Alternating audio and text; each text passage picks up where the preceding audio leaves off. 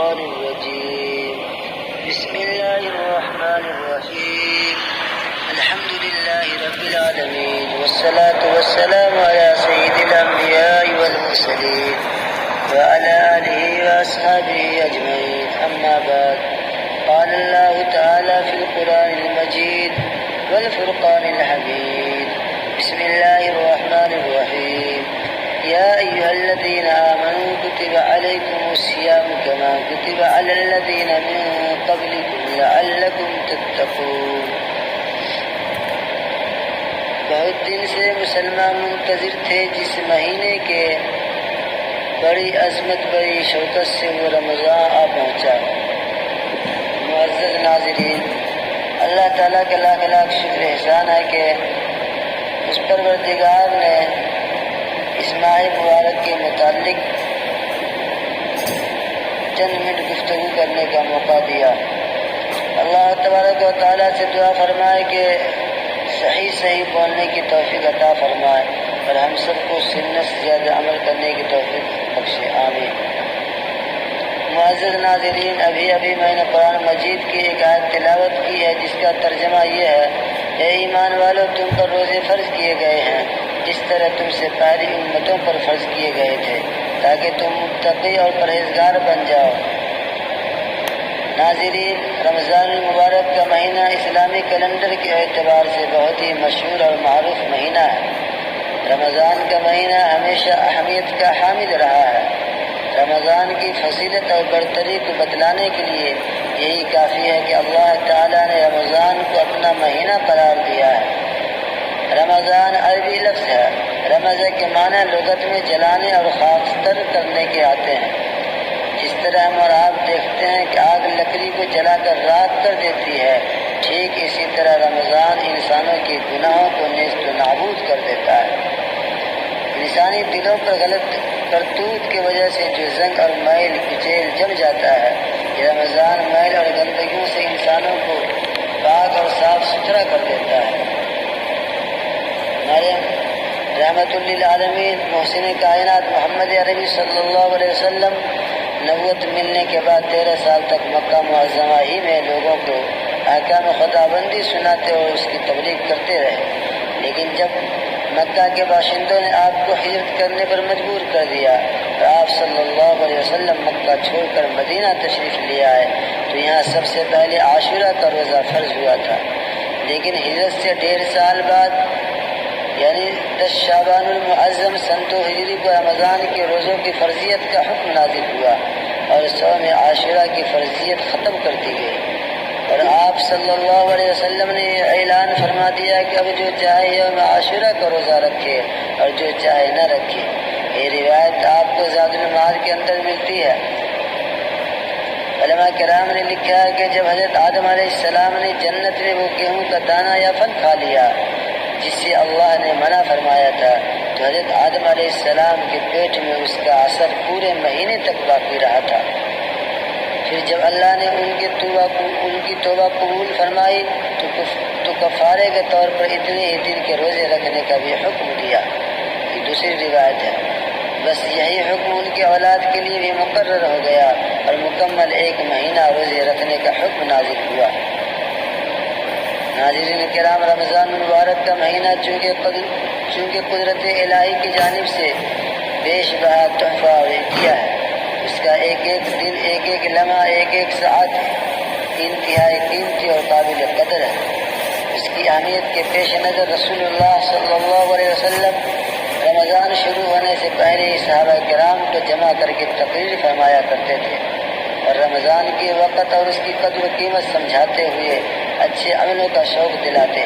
چنانچہ حضرت عبادہ بن صامت رضی اللہ عنہ فرماتے ہیں کہ ایک مرتبہ رمضان کا مہینہ قریب تھا، اس وقت سرکار دو عالم صلی اللہ علیہ وسلم نے فرمایا: اے لوگو، ماہ رمضان کا مہینہ آ رہا ہے جو بہت برکتوں کا مہینہ ہے۔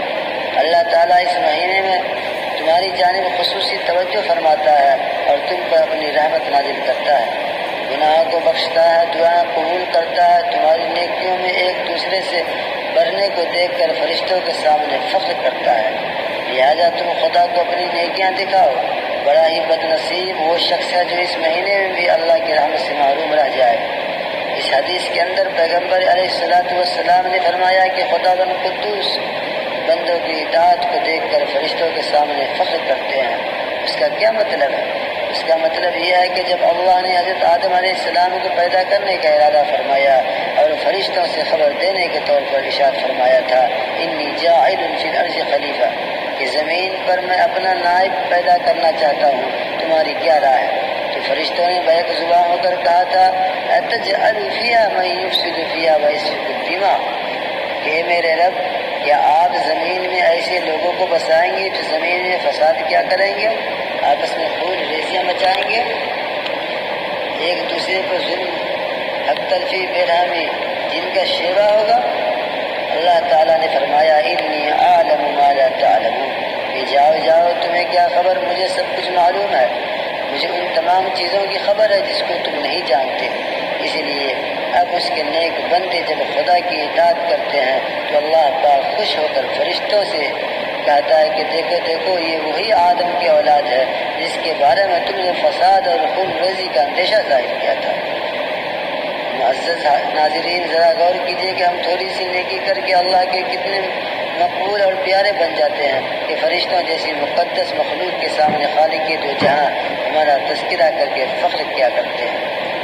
اب بھی اگر ہم نے اپنے آرام اور راحت میں لگ کر اطاعت و فرما برداری میں اور نیکیوں میں غفلت شعاری سے کام لیا تو کتنا نقصان ہوگا اور کتنے قیمتی وقت کو ہم ہاتھ سے کھو دیں گے۔ یہی وجہ ہے کہ اللہ کے محبوب پیغمبر صلی اللہ علیہ وسلم نے ایسے لوگوں کے بارے میں فرمایا کہ بڑا ہی بد نصیب ہے وہ شخص جو اس مہینے میں بھی اللہ کے رحمت سے محروم رہ جائے۔ رمضان کی فضیلت کے بارے میں بے شمار حدیث منقول ہے، چنانچہ بخاری شریف کی ایک حدیث ہے من صام رمضان ایمانا واحتسابا غفر له ما تقدم من ذنبه وفی روایت ما تأخر۔ پیغمبر علیہ السلام نے فرمایا کہ جس نے ایمان کے ساتھ ثواب کی نیت سے رمضان کے روزے رکھے اس کے اب تک کے تمام گناہ بخش دیے گئے، اور ایک روایت کے مطابق اس کے اگلے اور پچھلے تمام گناہ بخش دیے جاتے ہیں، یعنی اب تک جو گناہ ہو چکے ہیں وہ بھی اور جو آئندہ ہوں گے وہ بھی۔ یہ اتنی بڑی فضیلت ہے کہ بس کم کسی عمل پر اس کی خوشخبری دی گئی۔ پچھلے گناہوں کی معافی تو عقل تسلیم کرتی ہے، لیکن ناکردہ گناہوں پر مغفرت کا یہ عظیم الشان اعلان دل کو کھٹکتا ہے، جبکہ ایسی کوئی بات نہیں۔ حدیث میں ہمیں یہ بتلایا جا رہا ہے کہ ایسے شخص کو گناہوں سے بچنے کی توفیق مل جاتی ہے، اور پیش آنے والے گناہوں سے بچنے کی توفیق کا عطا ہونا مغفرت کا ہی درجہ رکھتا ہے۔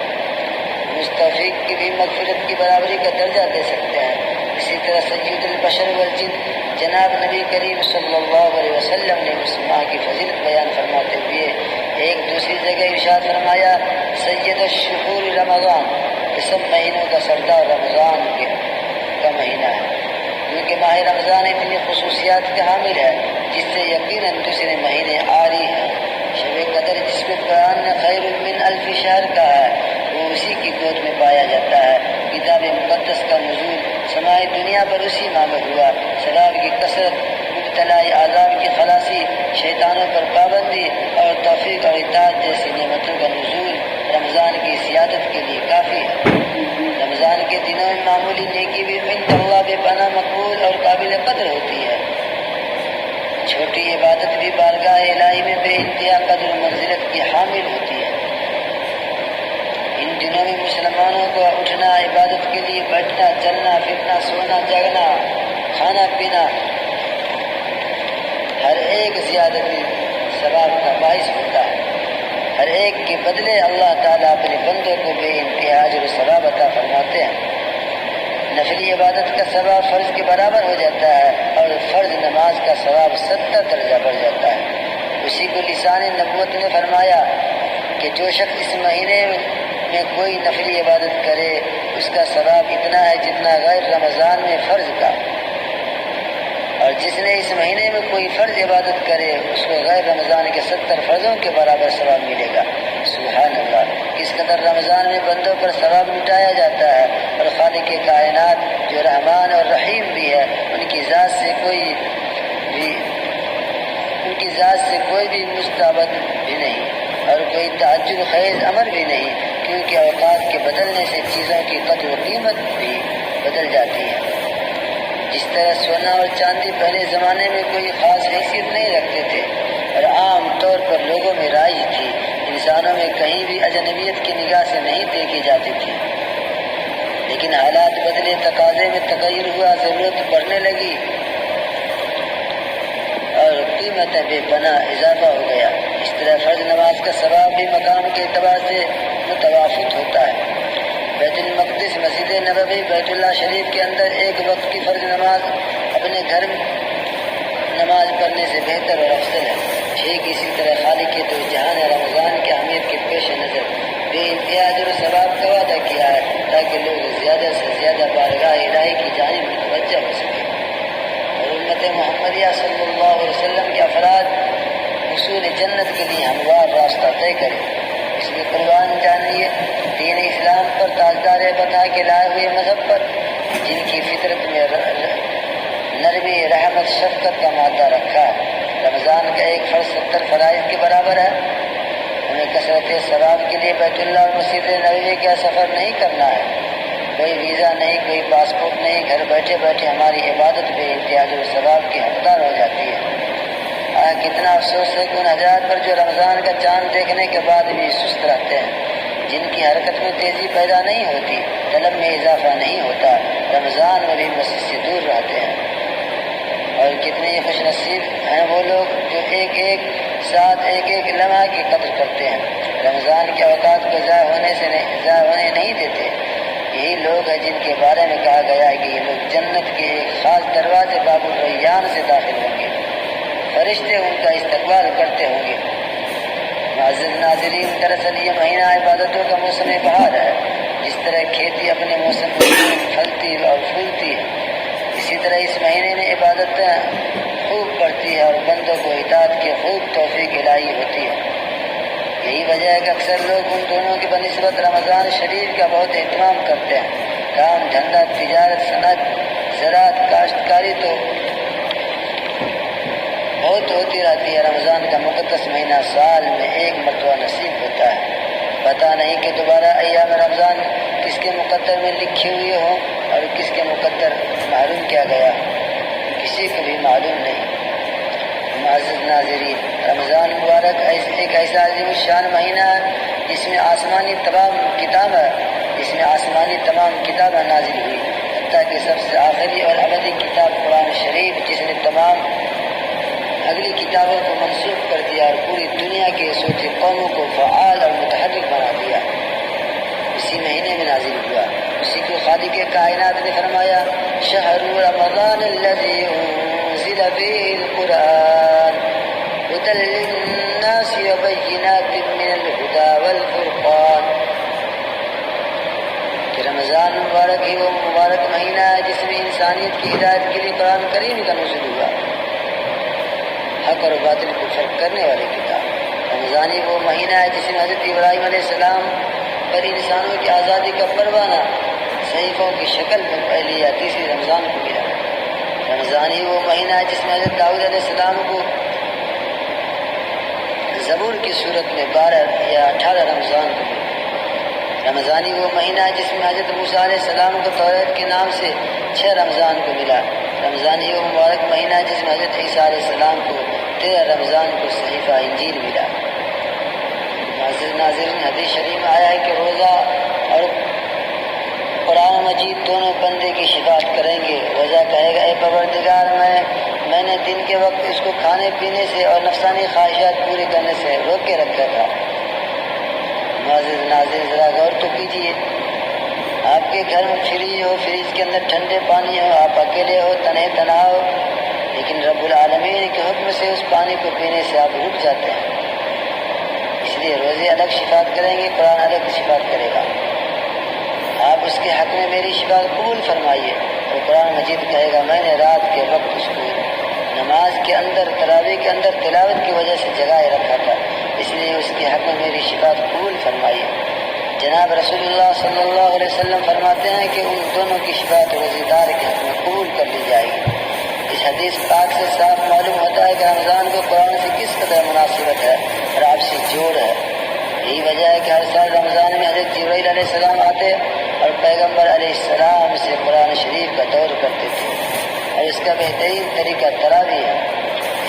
پہلی بات تو یہ ہے کہ نماز کے بہانے قرآن پاک بھی پورا ہو جاتا ہے اور غیر حافظ تراویح میں سن کر قرآن بھی پورا کر سکتے ہیں۔ یہاں پہ ناظرین دو باتیں ذہن نشین رہنی چاہیے۔ پورے مہینے کا مکمل تراویح پڑھنا ایک الگ سنت ہے، اور پورے مہینے میں ایک دفعہ پورے مکمل قرآن کا سننا الگ سنت ہے۔ یہ دونوں سنتیں تو ہے علیحدہ علیحدہ ہے۔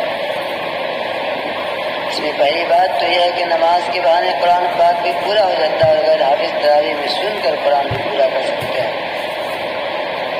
مشکل یہ ہے کہ ہم لوگ تراویح بوجھ سمجھ کے پڑھتے ہی نہیں، اور پڑھتے بھی ہیں تو یہ سمجھتے ہیں کہ خدا کی پناہ ہم کس جال میں پھنس گئے۔ اس قدر افسوس کی بات ہے کہ سال بھر میں تو ایک مرتبہ رمضان کا مقدس مہینہ نصیب ہوتا ہے، اور اس میں بھی 24 گھنٹے کا اکثر وقت اپنے کاموں ہی میں لگا دیتے ہیں۔ لہٰذا ہمیں چاہیے کہ ہم مکمل طور پر رمضان کے استقبال کے لیے تیار ہو جائیں۔ غفلت کی نیند ہم نے پورا سال گزارا اور گنوا دیا، اب ہم عبادت اور بندگی کے لیے پورے طریقے پر بیدار ہو جائیں۔ ہم نے 11 مہینے اللہ کے احکام کو پامال کر کے بسر کیا، اور وقت آ گیا ہے کہ اس مبارک مہینے میں اس کی تلافی کریں۔ ہم نے اللہ کی نافرمانیاں کر کے اپنا نامہ اعمال سیاہ کر لیا، یعنی کالا کر لیا۔ اب ہمارا قافلہ نیکیوں، اعمال صالحہ اور بھلے کاموں کی جانب روانہ ہو جائے گا۔ اگر گناہوں کا خیال آتا ہے تو ہم اسے پختہ ارادہ کریں کہ تلوار سے کاٹ دیں گے۔ اگر ہمارا نفس اور جی برائیوں پر ابھارتا ہے تو اسے پھر ہم اسے کچل ڈالیں گے۔ ناظرین، آئیے ہم اور آپ عہد کریں، ہماری زندگی کا یہ مہینہ نیکیوں اور بھلائیوں سے مالا مال ہوگا۔ ہماری زندگی کا یہ مختصر وقت، یہ تھوڑا سا وقفہ ہرا بھرا باغ ہوگا، جس میں عبادات اور صدقات اور اطاعتوں کے پھل اور پھول کھل رہے ہوں گے، تاکہ ہمارا آقا، ہمارا خدا اور اسے دیکھ کر خوش ہو جائے۔ اور اب اس دعا کے ساتھ اپنی بات ختم کرتا ہوں۔ مبارک ہو سب کو مبارک مہینہ، مبارک ہو سب کو مبارک مہینہ، بنے سب کی خاطری جنت کا زینہ۔ عبادت کی توفیق ایسی خدا دے کہ نازل ہو بے چین دل پر سکینہ۔